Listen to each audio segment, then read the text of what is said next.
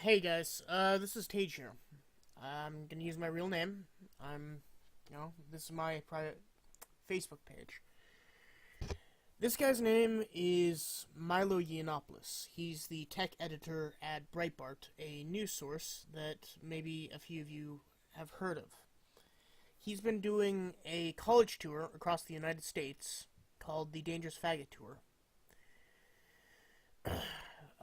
Basically, uh, when he goes to these colleges, he gives talks for conservatives and Republicans, and he's been reinvigorating the youth of our generation into the Republican Party. People like him, Ben Shapiro, and Steven Crowder have have been fighting this culture war we're in against the left versus right. So I'm going to be posting this on my YouTube channel, on Gab, and on Facebook to reach as many of you as I can. And I'm going to ask you to, if not share this video, to just post something about it. Ask your friends to take a look at it. This guy has been marching into hell, into these colleges that are run by the Democrats. And if you've been paying attention at all, it's not exactly the nicest place for conservatives. So I'm going to show you this clip under the fair use clause. I don't believe he is making money because he doesn't have ads on this video, or he's not monetizing it. This is just a live stream. I'm not going to do it either. So thanks for listening. Again, this is something really important to me. I'm asking all my friends to share this and show this man some love, because this Brit has done more for America than a lot of people I know. So, here's the clip. Hey guys, it's Milo here. I have a horrible, I don't know what it is, the flu, I think, so sorry if I sound like I do. You've probably seen by now reports and videos that allege that I'm some kind of apologist for pedophilia or some kind of enabler of child abuse. Nothing could be further from the truth. And I find those crimes to be absolutely disgusting. I find those people to be disgusting. And I think that my reporting on this speaks for itself. I've exposed 3 pedophiles in my career. One of them, Nicholas Nyberg, who was a anti-Gamergate activist who supported white nationalism and described himself as a pedophile. Another was Luc Bozier, a London entrepreneur, former business partner of Louise Manch, who was caught asking for underage material online. And a third one, Chris Layden, is a London photographer who I exposed and who is about to start a rape trial as a result of my reporting. I've also, on many occasions, blisteringly criticized the left for its constant excuse-making over pedophilia. In particular, Salon, which publishes Todd Nickerson, a so-called virtuous pedophile, a guy who thinks that he's okay because although he's attracted to children, he doesn't actually do anything. I think my record speaks for itself, and the portions that were edited out of the videos that you've seen show, for instance, me saying that I agree with the current age of consent, that I support, that I support the current age of consent, that it's, quote, about right, end quote. I think that people can put 2 and 2 together and work out why this video is coming out now. This stuff that's been on the internet for a really long time. I think people can understand, obviously there's frustration from some bits of the Republican establishment, but I don't want to blame anyone, because I said the things that you've seen, and some of them were very stupidly worded. Some of the wording that I used was dumb. And if I could go back, in most cases, you guys know, if I say something outrageous or offensive, in most cases my only regret is I didn't piss off more people. But in this case, if I could do it again, I wouldn't phrase things the same way, because it's led to confusions. For instance, I was told that one of the numbers that people are fixating on is 13, and the implication that I was advocating for sex between 13-year-olds. Well, the video that came out was edited to include a section where I said that consent was arbitrary and oppressive. But that was from a discussion about affirmative consent on college campuses. That was placed next to a section about 13-year-olds to make it look like I was saying that consent for 13-year-olds was arbitrary and oppressive, and that's not the case. When I spoke about relationships between older men and younger men, I used the word boys, and I shouldn't have done that. Gay people do say like boy and girl to mean people of consenting adults very often. Sometimes it's usually like the passive partner gets to is the boy. But I understand that straight people wouldn't necessarily know that, and so that I wouldn't do again. All I would reiterate is you guys know that I can make edgy jokes. You guys know that I can sometimes push the boundaries of acceptable humor. This is one of those cases in which I should have phrased things differently. And these videos from a year ago and a year and a half ago, and I really just had no idea I was going to end up being this famous. Late, boozy, long live streams.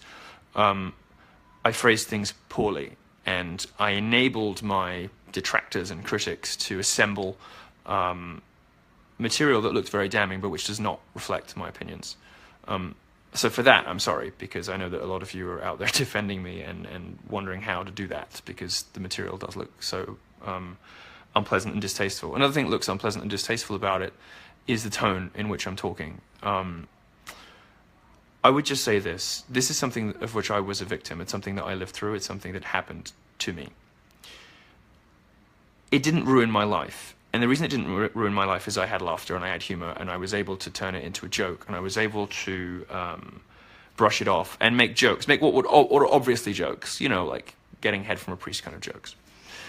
You guys know that. I understand that a lot of 60-year-old journalists wouldn't, and would be very horrified by the tone, by the sort of apparently flippant tone that I was using. Again, speaking about this subject, I don't think anything should be off limits for humor, but I do regret some of the word choices. I have been uninvited from CPAC, which I'm disappointed with. The statement from CPAC said that there was a video in which I defended pedophilia. That simply isn't true. I didn't. It was not my intention, and it wasn't what the words that I used meant.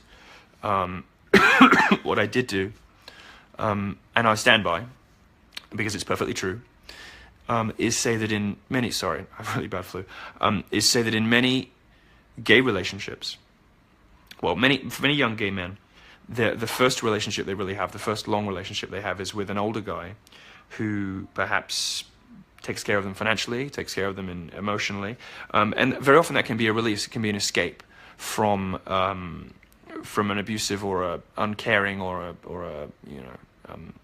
difficult household. And if they're having problems at home with their mum and dad, very often kids of 17 will have relationships, for instance, with people of 29 years old. And that's what happened to me, and that's exactly the ages. I was 17 and he was 29. And it was a relationship that ended up lasting a decade. And that's where I was coming from, speaking about my own personal experiences of this stuff, saying that, of course this stuff happens and it's disgusting and I abhor it. Of course, any reasonable person would. It's revolting. And I can only say again, I find nothing but disgust, as my reporting record shows, for people who support and stick up for and make excuses for pedophiles. That is not what I intended to do in these conversations. And speaking from my own personal experience, all I was seeking to convey was that I had a relationship, I had an experience as a 17-year-old with a 29-year-old guy that turned into a 10-year relationship. I mean, my first real proper boyfriend was the guy I ended up being with for 10 years. I'm not with them anymore, but that's a sizable relationship, and not the sort of abusive caricature of older man kind of abusing and disposing of a younger boy. So I wanted to make some of that stuff clear. I'm going to attempt to reach out to some TV studios to get my point of view across, because it's very frustrating having the media repeat these allegations. It's very frustrating having so many people just blindly repeat things because they don't take the time to sort of see the nuance in the videos, or to appreciate that some of the one video, there was a unedited one, and I have to stand by my words, and I wouldn't phrase those things the same way twice maybe, but the first video that came out was edited very deceptively. First of all, to imply that I was an anti-Semite, because I was on with Dave Rubin, and I was talking about how Jewish people are overrepresented in media and banking. And I used the pronoun we to indicate that I was Jewish. My mother is Jewish, but I was raised Catholic. And when I when I did that, I then went into, a little sort of semi-comedy routine saying, oh, the Jews run the banks, the Jews run the media, like imitating, the sort of person who would say that. That's the section they used, and they cut the section with the pronoun our or we, so that it wasn't clear to anyone who didn't already know that I was Jewish and I was talking about my own people. And also, the point I was making in there, by the way, is that simply pointing out fact, simply pointing out that we are overrepresented in media and banking is not an anti-Semitic statement. Anyway, some of the same thing went on with the rest of the videos. To anyone who was upset by this and anyone who has had their faith in me dented by this, I'm sorry. It's frustrating that CPAC has decided to yank my speaking slot because I won't get a chance to defend this on and put it to rest, because I really want to I want to move on with my life and get this situation cleared up. So that's frustrating, but I understand why they had to do it. I do have some appearances that are going to be coming up over the next couple of days on TV and one live one where I hope to be able to explain more fully, for those who want more granular detail, exactly what I meant by various remarks, and to make completely clear to those people who have pre-ordered my book, who are looking forward to reading Dangerous, which is going to be one of the big books of the decade, to people who enjoy my journalism, people who come to my college shows, to people who are people who are just Facebook Milo fans, that I in no way at any time condoned or intended to condone, it's not my meaning at all, child abuse, child sex abuse, and indeed, as a reminder, my entire journalistic career has been evidence of the opposite. I have outed 3 pedophiles myself in my own reporting, which is 3 more than most of my critics. And by the way, I was one of the first people to talk about Jimmy Savile. Jimmy Savile was a British entertainer, worked for the BBC. Everyone in media sort of knew that there was something not quite right about him. And when he died, I was maybe the first British journalist to ask whether some of the scandals were going to come out now, whether people were going to start being honest about what Jimmy Savile was up to. I was one of the first. So take that into account. I've done 4 really substantial, significant, gestures in my reporting career. And I hope that, with all of the expense and legal time and reporting time that it takes to report, for instance, on, the Gamergate feminist who turned out to be someone who had identified himself as a white nationalist and himself as a pedophile. The amount of time it takes to report and all that stuff, to check your facts, to get it through legal, the amount of resources I had to call on from my bosses. This is real stuff. It takes time, it takes effort, and that is a pretty strange way to proceed if you are somebody who turns a blind eye to pedophilia. So thanks for listening, and I hope that's cleared it up for you. I'll be back soon. All right, thanks, guys. So, yeah, I don't know what else to say. I've been listening to this guy for about a year and a half. I've tried to look up any video in the past on the internet.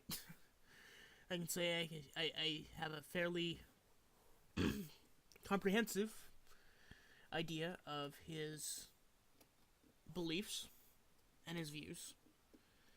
And I gotta say, a lot of them are conservative. They're Republican. And he has said a lot of things provocatively, but to the extent that calling him a pedophile is just nothing other than character assassination. So again, I'm going to break my anonymity. I'm Tage Adair. I live in Shore, Montana. I'm calling any of my friends, my family members, and perhaps if you share it, friends of friends. Just get this word out. This is a brother in need, and he's done more than enough to earn our admiration. Thank you for watching, and God bless.